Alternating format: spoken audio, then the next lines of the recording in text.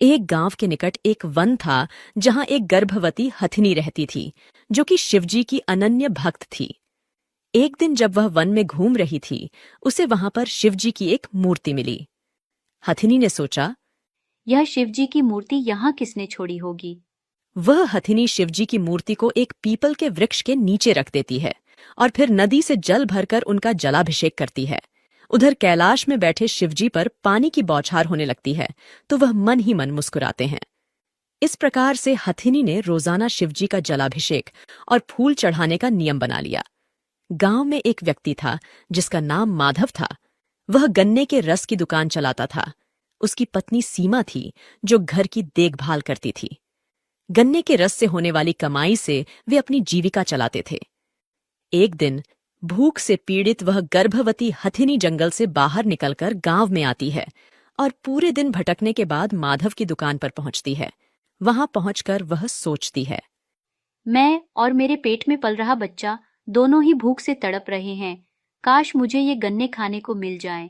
हे भोलेनाथ, कृपया मेरी मदद करो। अचानक माधव की दृष्टि उस हथिनी पर पड़ी। उसकी आंखों में आंसू थे। माधव ने सोचा, ये हथिनी इस प्रकार मुझे क्यों देख रही है?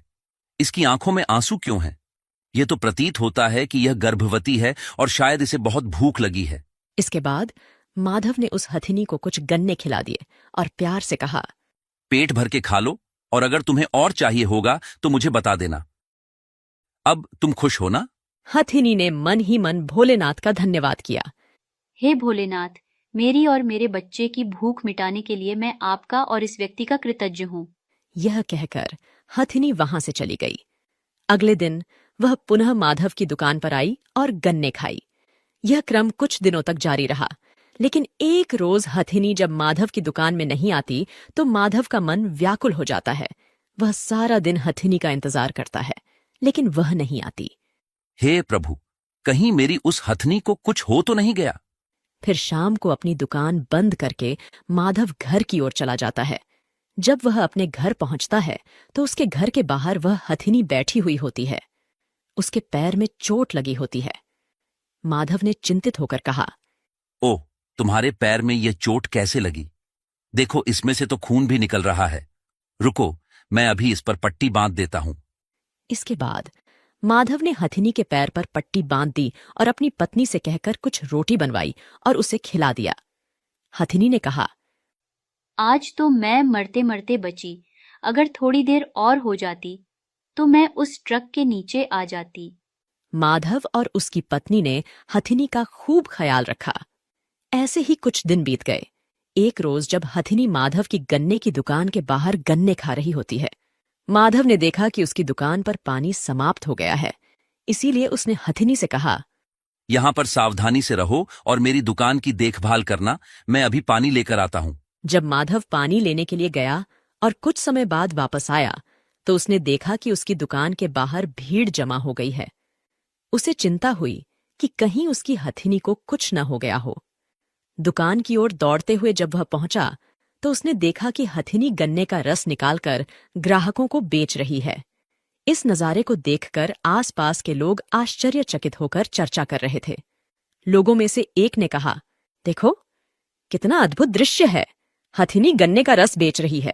वाह, यह तो सच में विशेष है। इस दृश्य को देखकर माधव बहुत खुश हुआ और हथिनी की प्रशंसा की। वाह, तुमने तो मेरी दुकान की ही नहीं बल्कि मेरे ग्राहकों की भी खूब देखभाल की। मैं तुमसे बहुत खुश हूं। जो आपने मेरे लिए किया उसके सामने यह तो कुछ भी नहीं है। इसके बाद माधव हथिनी को अपने घर ले गया और अपनी पत्नी को सारी बातें बताई। इसने तो आज चमत्कार ही कर दिखाया है। सुनो, यह अभी गर्भवती है तो हमें इसे अपने पास ही रहने देना चाहिए जब तक इसका बच्चा नहीं हो जाता। माधव ने सहमति में सिर हिलाया। मैं भी यही सोच रहा था। इसके बाद उन्होंने हथिनी का नाम रजनी रखा और उसे अपने घर के बाहर बने एक छोटे से शेड में रहने की जगह दी। रजनी ने शिवजी की मूर्ति भी वहां लाकर रख दी और रोज सुबह उसकी पूजा करती। फिर माधव के साथ दुकान पर काम करने चली जाती। अब माधव को उसके काम में बहुत लाभ होने लगा था, जिससे उसने एक और दुकान खोल ली और उसमें रजनी को बिठा दिया। अब एक दुकान माधव संभालता और दूसरी रजनी। माधव का व्यापार और भी अच्छा चलने लगा और उसे बहुत अच्छी कमाई होने लगी। हालांकि यह बात उसके पड़ोसियों पुष्पा और उसके पति राजन को पसंद नहीं आई।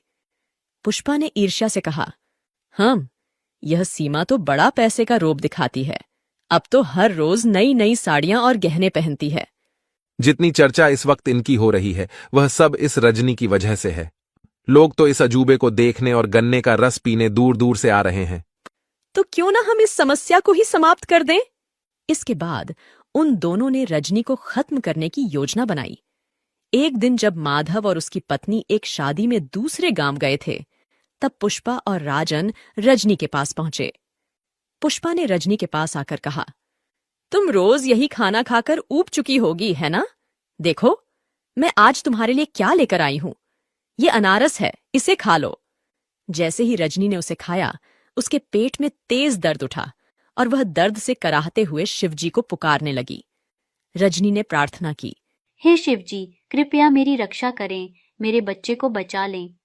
इस पर शिवजी वहां प्रकट हो गए और अपने चमत्कार से रजनी को बिल्कुल ठीक कर दिया।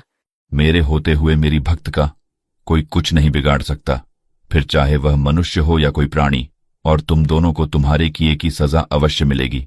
आज से तुम हाथी की बोली बोलोगे और तुम्हारी बोली रजनी के पास आ जाएगी। अब से यह और इसका होने वाला बच्चा इंसानी भाषा में बात कर सकेंगे। नहीं प्रभु, हमें माफ कर दीजिए, हमने आपके भक्त के साथ गलत किया। उनकी बातें करते करते उनकी आवाजें हाथी जैसी हो गईं और फिर शिवजी अदृश्य हो गए। पीछे खड़े माधव और सीमा यह सब देखकर हैरान थे। दरअसल वो अपना कुछ सामान वहां भूल गए थे, जिन्हें लेने वो वापस आए थे। लेकिन जब वो ये चमत्कार देखते हैं तो हैरान रह जाते हैं। उन्होंने राजन और पुष्पा को पुलिस के हवाले किया और उन्हें कठोर सजा दिलवाई। कुछ समय बाद रजनी ने एक सुंदर बच्चे को जन्म दिया, जिसकी माधव और सीमा ने बहुत देखभाल की। अब वे दोनों हमेशा के लिए उन्हें अपने साथ रखने का निश्चय करते हैं। अब वे और उनका बच्चा मनुष्यों की भाषा में बात कर सकते थे, जिससे सभी उनसे बातचीत कर पाते थे और उनकी बात समझ पाते थे।